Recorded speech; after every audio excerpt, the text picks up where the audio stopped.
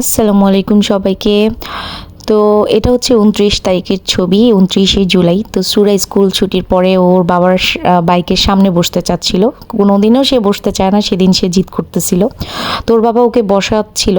তো আমি ভাবছি বসানো হয়ে গেছে। তো আমি যখন ওর বাবাকে ভর করে উঠতে যাই, তখন ওর বাবা মানে হুন্ডাটা স্লিপ কাটে আর কি। স্লিপ কাটার পরে হুন্ডাটা পড়ে যায়। তখন সুরা পাশে যে স্ল্যাব ছিল ওইটার সাথে নাকে বাড়ি খেয়ে প্রচুর পরিমাণে ব্লিডিং হয়। তো আমরা ভাবছিলাম ফ্র্যাকচার হয়েছে, আল্লাহর রহমতে ডাক্তার দেখায় আসছি, ফ্র্যাকচার হয় নাই, কিন্তু প্রচুর পরিমাণে সে আঘাত পাইছে। তার মুখটুক ফুলে গেছে, চোখের নিচ কালো হয়ে গেছিলো। তো মনটা আসলে অনেক বেশি খারাপ ছিল। তো খালা শুনে সাথে সাথে চলে আসছে। খালা অবশ্য পরের দিন শুনছিল আম্মুর কাছে।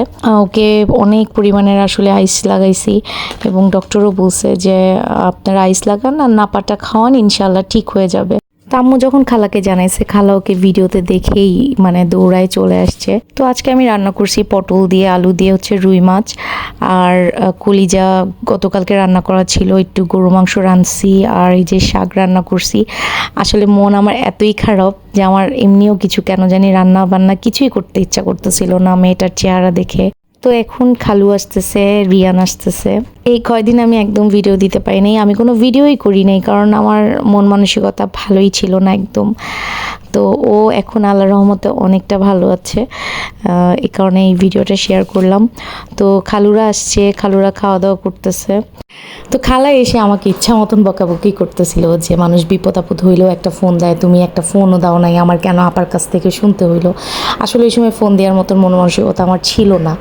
তো আমার ফ্রেন্ড আমাকে নক দিছিল একটা দরকারে, ও যখন শুনলো সুরারি এরকম, তো ও চলে আসছে বিকালবেলা সুরাকে দেখতে। আর ও তো সুরাকে ছোটোবেলা থেকে অনেক আদর করে।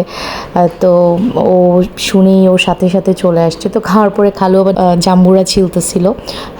সুরা ওই জাম্বুরার খোসাটা নিয়ে ও নাচারাজি করতেছিল। মানে ও যে ব্যথা পাইছে এই পর্যন্ত তার চোখে আমি এক ফোঁটা পানি দেখিনি, মানে এতটা স্ট্রং ছিল সে, মাশাল্লাহ। মানে আমি যে পরিমাণে কাঁদছি, আমার মেয়ে ব্যথা পেয়ে এক ফোঁটা চোখের পানি ফেলায় নাই। তবে ও নার্ভাস হয়ে গেছিল অনেক আমার কান্না দেখে। তো আর রিয়ান খেলতেছিল বসে বসে। খালা আবার একটার পরে একটা ভর্তা এনে দিতেছিল, একবার আমরা, একবার পেয়ারা, একবার জাম্বুরা। কারণ আমার মেয়ের না আবার ভাত খাওয়ার পরে হচ্ছে গিয়ে একটু ফল ফ্রুটস একটু যদি ভর্তা করে দিই, সে আবার খুবই লাইক করে। তো খালা সবগুলা কেটে ওকে ভর্তা করে দিল। তো রিয়ান, খালা, ইসরাত খায় না অবশ্য, আমরা সবাই বসে বসে খাচ্ছিলাম আর গল্প করতেছিলাম। তো যাই হোক, গল্পের মধ্যে আমার মেয়ের উপর দিয়ে একটা বড় ফাড়া গেল, সবাই ওর জন্য দোয়া করবেন। তো রাতেরবেলা বলতেছিল সে ভাত খাবে না, সে পিৎজা খাবে। তো পিৎজা বাগ থেকে ওর জন্য পিৎজা নিয়ে আসছে। তো খালারা চলে গেছে, তো ভাইয়ারাও আসলো ওকে দেখতে। ভাইয়া ফ্রুটস নিয়ে আসছে, তারপরে ডিম নিয়ে আসছে। তো যেহেতু দুপুরবেলা আসছে, তো আমি ভাইয়াদের জন্য আবার এখানে মোরগ পোলাও আনালাম। সবাই দুপুরে একসাথে খাওয়া দাওয়া করবো। তো খাওয়া দাওয়ার পরে এই যে দুই পিচ্চি একসাথে খেলতেছে, ভাইয়া বসে বসে ওদের খেলা দেখতেছিল। তো এই তো আজ এই পর্যন্তই। সবাই ভালো থাকবেন, সুস্থ থাকবেন, সবাইকে আল্লাহ হাফেজ।